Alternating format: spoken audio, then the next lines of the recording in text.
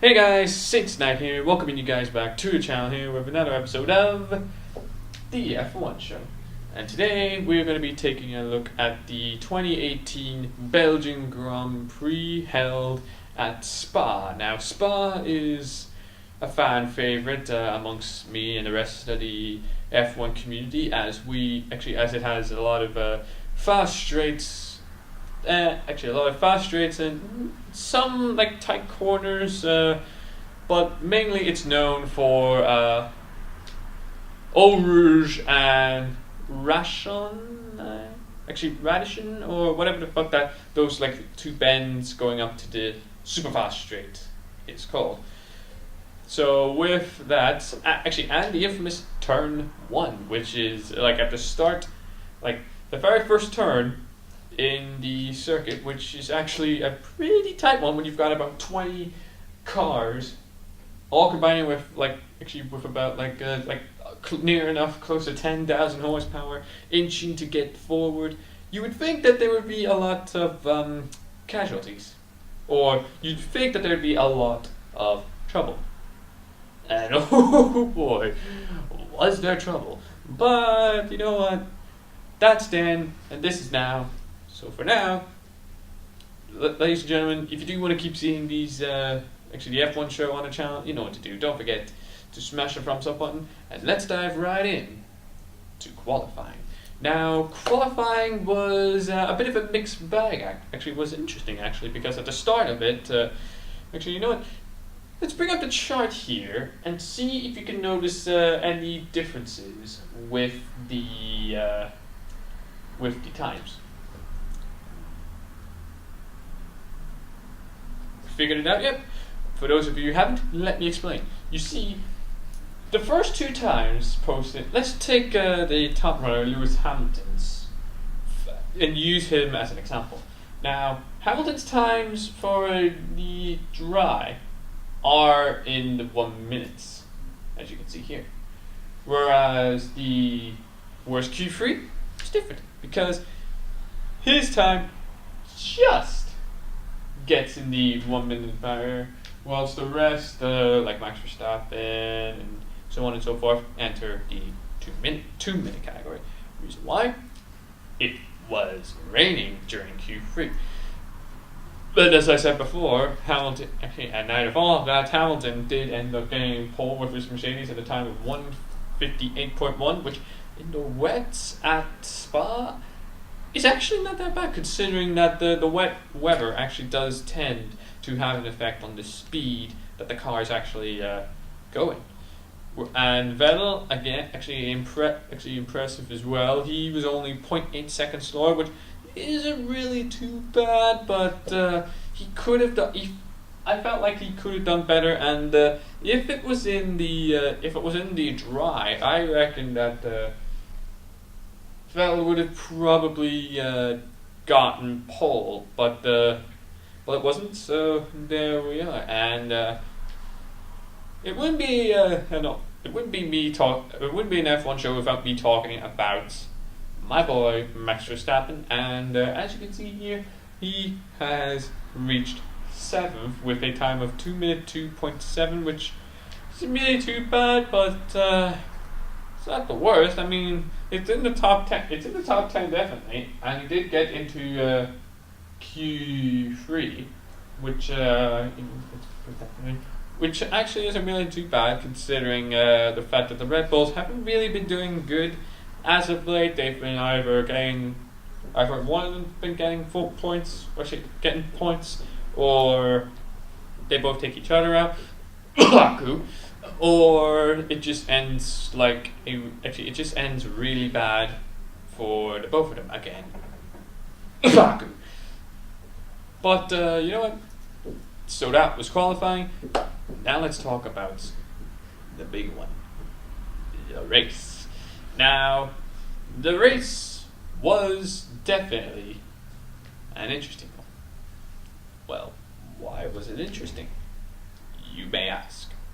Well, if we get the charts up, there we go. See if you can notice a certain pattern. Yep, It seems that in a lot of these races, a lot of people actually seem to be going out. And what was really remarkable were these three. The bottom three. Fernando Alonso, Nico Hülkenberg, and Charles Leclerc. Why was that unique? Because let me put it this way, the reason why those three were put out wasn't because of a mechanical issue, or like their team was like going, stop, box, go, don't go in. What had happened was, apparently, I think it was Nico Hülkenberg. It actually started off as an incident for Hülkenberg because he as he was going along the starting straight, he used his brakes at the wrong time, locked up, crashed into the back of Fernando Alonso, which then sent him flying over the roof, over Charles Leclerc, which then took out his wing and which put out himself and Hülkenberg and Leclerc out. And a lot of people before this race were saying about the halo that the halo looks ugly and it'll be useless. Nobody needs the halo. Why did Liberty Media add the halo? It's broken. I was one of those people, actually. I will admit, I was one of those people who actually didn't see a use for the halo. That was until this weekend. Because I don't know if you've actually seen it, but if you haven't seen it, basically, Alonso's car, when it was actually being flipped, being over the car, it actually just got so close. It actually got onto the halo. It scratched the halo's paintwork. But apart from that, if the halo wasn't there, then Charles Leclerc would actually be dead. Mock the halo if you want. It saved Charles Leclerc's life. And because of that incident there, it meant that a safety car had to be deployed because of the fact that they had to get the three cars driven by Hülkenberg, Leclerc, and Alonso off the track, off the runoff area, which meant it took some time. It took them about 4 laps because the safety car started from the first lap and ended on the 4th. And then just when you think that nothing could possibly get any worse, and that was all the drivers out for the for the race, Kimi Räikkönen somehow got caught up in that scuffle with Alonso, Hülkenberg, and Leclerc in the first lap. He got a puncture on the first lap. He got a puncture which caused his tire to pop, but he got one put in as the safety car was going around, so that was fine. However, on the 9th lap, it was a bit of a disaster for him because it ended up that he actually had to retire because of some issues with his car. I think some electrical or mechanical issues. I'm not too sure about the issues that Raikkonen had. If anyone could please remind me in the comments down below, that would be much appreciated. And of course, it couldn't be a Formula 1 race, a 2018 Formula 1 race, if a Red Bull didn't go out. So that and at lap 31, they got exactly what they wanted, as Danny Rick, who, let's be honest, didn't have the best race. During qualifying, just before he was actually supposed to go on, he received a penalty for, I think, putting in a new powertrain or gearbox or whatever. He got a penalty, so he had to start from the back of the pack. So he was pretty far, and because they involved this kind of scuffle, he was just basically in last or so. He was being lapped by people, and as a result of that, the engineers over at Red Bull thought, nah, fuck it, we might as well just preserve the parts, preserve the car, and on lap 31, he retired from the race. Thankfully, there were no more incidents or casualties in the after that, which meant that I believe it was Sebastian Vettel who ran away from this race, who just basically was about 5 seconds ahead of him. Actually, was a pretty good distance away from Lewis Hamilton, who finished second. And finally, a bit of good news for Red Bull. My boy Max Verstappen actually finished in third place there. So that was a pretty good race. Well, despite Ricardo, despite his bit off, I'd say that it went pretty well for him.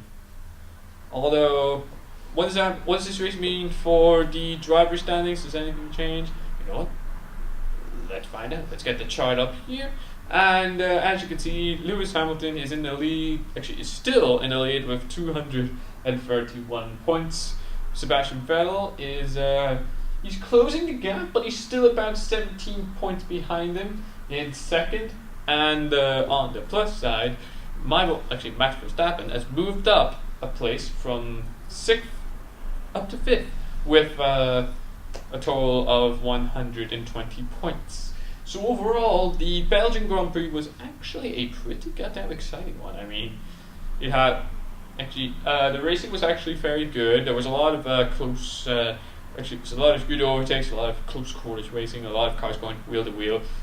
And just that incident at lap 1, I mean, that's just enough to so far this entire season has been pretty goddamn exciting if you think about it, which is why I was a bit hesitant on Liberty Media taking over because of for the 2018 season. But now I actually think that that there's a lot more overtakes, that there's a lot more entertainment, and that means a lot of more incidents, crashes as a result, just from careless driving. And will the Ferraris actually be able to catch up? I mean, it seems to be likely that the Ferraris will catch up because the next race, which I think is going to be on Sunday this week, is actually going to be at Ferrari's home turf, Italy, or Monza. So stay tuned next week for that. Whereas for now, though, I'm afraid it is now time to end today's video. Hope you guys did enjoy that. If you did, please do us a favor and smash the thumbs up button. Subscribe if you're new to the channel, and if you're not new, do not forget to click the bell icon next to the subscribe button to get notified on all of our upcoming videos. And apart from that, guys, we'll see you in the next video. So until then, guys, it's your boy SaintsKnight here. Peace.